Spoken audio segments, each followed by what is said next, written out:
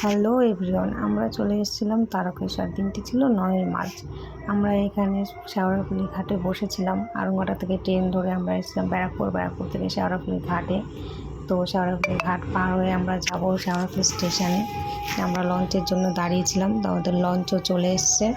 এখানে আমরা সবাই লঞ্চের জন্য ওয়েট করছিলাম, যে আমরা লঞ্চে উঠে বসার জায়গাও পেয়ে গেছিলাম, বসেও পড়েছি।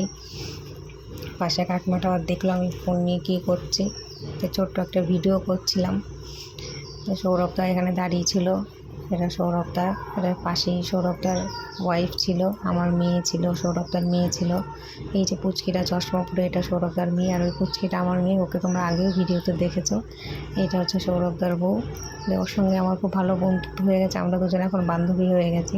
দুজনে হাসি মজা করছিলাম। তারপরে চলে আসলাম আমরা শেওড়াফুলি স্টেশনে। শেওড়াফুলি স্টেশনে এসে আমার ফোনের ব্যাক ক্যামেরাই আমি খুঁজে পাচ্ছি না, ওই জন্য একটু চিন্তিত হয়ে পড়েছিলাম। তো ফ্রন্ট ক্যামেরা দিয়েই তখন ট্রেন ওঠার ভিডিওটা ক্লিক করলাম। তারপরে আর কোনো ভিডিও ক্লিপ নেওয়া হয়নি, কারণ তারকেশ্বর পৌঁছে আমরা স্নান করে পুজো দেওয়ায় ব্যস্ত ছিলাম। খাওয়া দাওয়া করে তারপরে ঘুরতে বেরিয়েছি।